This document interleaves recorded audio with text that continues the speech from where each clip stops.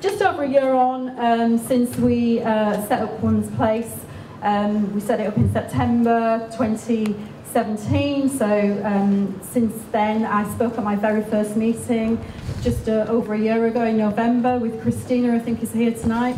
And you know what, I think we've done quite a good job in that 1 year, and not just us. You know, there are women who are in other groups who have also been fighting this battle, but it's a really, you know, huge testimony to all of the women in this room, to the women everywhere who have braved the meetings, who have stood up for themselves, who have put their opinions to the government, to the GRA consultation, which I understand has got over 100,000 responses. So well done, everybody.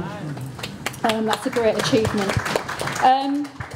So we've gone through this process, we've done it time and time again. We have stood up for women's rights to speak, and we have braved the pickets and the protests and the invective, and we've all done the same stuff on Twitter. And why have we done that? We've done that because, as we are all aware in this room, violence against women is still a thing. Sex discrimination still exists. So we are here because those facts are of women's lives day in, day out, and that we will not be silenced or told to go away because a few people find us inappropriate or find us difficult to deal with.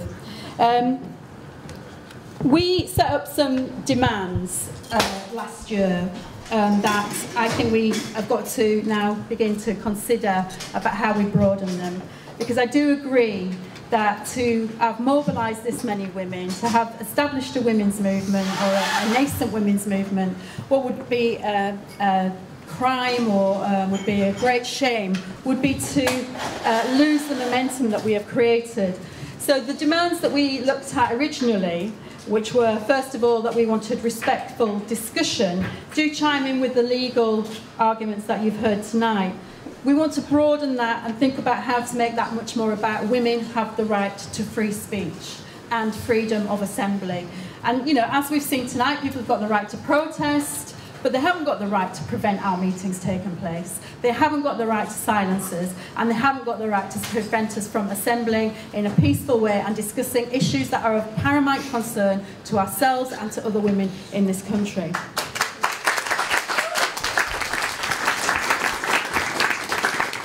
Our second demand, again, falls back on some of the legal concepts that we've been discussing tonight. We said a year ago that there is a principle for women on these spaces that should be upheld and extended. I mean, that clearly is still an important central argument that we are trying to pursue. And I think from what we've heard tonight, said by Julian and Rosa, we have got to clarify the law, and that the exemptions must be protected and they must be extended and they must clearly be retained, and that women have got to have confidence that that will be the case before any amendments are made to the GRA. Thirdly, we said that we wanted a review of the exemptions and how they work in practice and how they exist. And that is still a very fundamental issue that we have to ensure takes place, so that we have this problem of a chilling or silencing effect across the women's sector, where women are prevented or feel unable to assert their rights to women-only spaces, and feel that they must have policies that are inclusive of trans women. And that obviously is something that we want to have reviewed and to understand much more fully about how that is affecting women's lives when they need to access those services. Fourthly, we said we wanted the government to consult with women on women-only services. And now we think that that needs to be extended, that all government policies must be impact assessed for the impact that they have on women. And all organisations really should be reviewed for the amount of female representation that they have within those organisations, including, it has to be said, political parties, so that we can actually revolutionise some of the demands that we started out with last year and begin to put women's issues and women's representations and women's political rights much more on the front foot. We also said that we wanted the government to consult on the impact of changes to statistical gathering. And, you know, that is absolutely key to understanding the inequality that women face in society. So all data monitoring and statistical analysis must measure the impact of policy changes, of economic reality of women's lives, and they must do that on the basis of sex and not conflate sex and gender. So we've got some important battles ahead of us. One thing that is happening again, which touches on legal issues, is that Crown Prosecution Service are consulting on hate crime. And obviously, we cannot waste the momentum that we've created, the impetus that we've created, and we must insist that that hate crime review has got to look at violence against women. 2 women every week are murdered in this country, 2.7 or 2.5. But the violence against women in this society is something that we absolutely have got to ensure is part of any review of hate crime. But in addition to that, we have to make sure that there is no chilling effect on the feminist movement from the trans lobby, arguing that feminist arguments about protecting women's rights is hate speech. And as we can see from the events that have taken place in Canada with Megan Murphy, who is a very serious, articulate, radical feminist who has been thrown off Twitter just this week, that there is potential in any consultation process closing down women's voices and accusing women and frightening women from speaking out on issues that are of extreme importance to them or to us.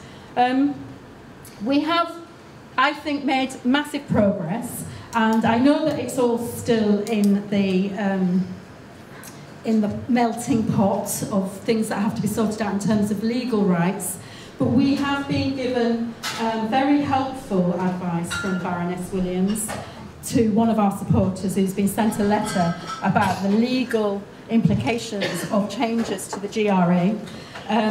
Firstly, saying that it's clear that the Equality Act will not change. Secondly, saying that the allowance of single-sex services will continue. Thirdly, that they'll provide domestic violence refuges to women-only spaces, such as domestic violence refuges, and continue to operate in the way that they currently do. Even with the GRC, the letter says from Baroness Williams that they will not provide access to women-only spaces. Now, I know that that has to be tested, that lawyers are in disagreement about that, but when we have somebody of that standing putting that down in black and white, that was not where we were 1 year ago. We have completely shifted the landscape. So, well done, you all. Baroness Williams also says that she recognises that there is a need to uphold the balance between women's rights and trans people, and between trans people and women-only spaces, and that she understands that individual sports must allow for fair play and for specific safe participation of women in sports. So no acceptance there that trans women can identify into women's sports without that being a fundamental problem.